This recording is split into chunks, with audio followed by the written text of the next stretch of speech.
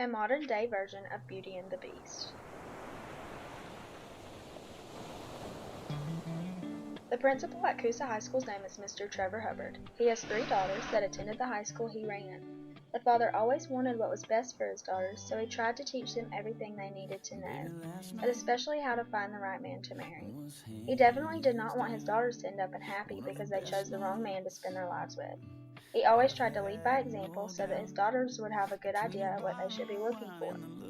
He showed them how he loved his wife Jeannie. He never spoke down to her or treated her as anything less than equal. He made sure that his daughters knew what they deserved because his wife deserved the world, and that's exactly what he gave her. His oldest and middle daughter had found perfect men of God. They looked exactly how the man had thought they would and treated his daughters the way he wanted them to be treated. They had great families that he trusted with his daughters' lives, and he knew that they would always take care of his babies. His youngest daughter, however, always wanted a cherry to be case. This girl happens to be me. Apparently, I always picked up the guy that was down in the dumps, and my dad, being the high school principal, knew these guys were not the type he wanted me to be married to because they were always causing trouble. After my last relationship failed, I decided to find a guy that was from a different school so that my dad would know nothing about him. I knew Dad wouldn't approve of this new boy Matthew because although he had an amazing family, his parents had him at a very young age, which was a sign of trouble. He's also very skinny but tall and strong enough to take care of me, trust me.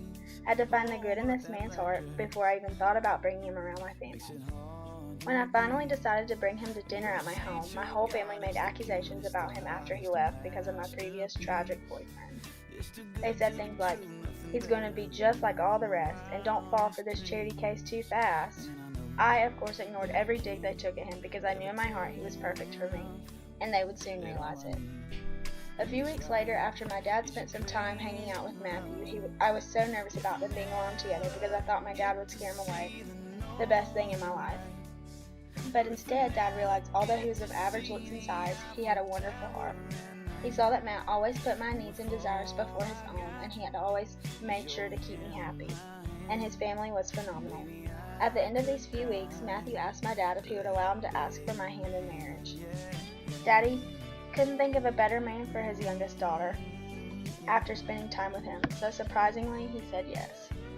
Matthew waited until Thanksgiving to propose to me so that the entire family would be around to see him declare his love and ask me to be his forever. After dinner, he got down on one knee and professed his love right in front of my family. I'd finally found my happily ever after. We were married the following May, and after a few years of marriage, I became pregnant and had the most beautiful baby girl in the entire world. We named her Paisley Raven Harris.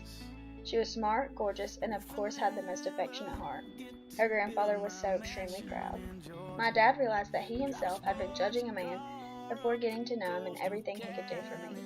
He had judged him by his appearance and my previous choices instead of giving him a real chance to show them all how awesome he could be for me. Daddy learned a valuable lesson through our love story.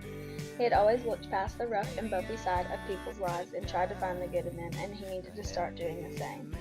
After all, it ended up to be the best decision I have ever made for myself because I got a wonderful husband and a perfect baby girl.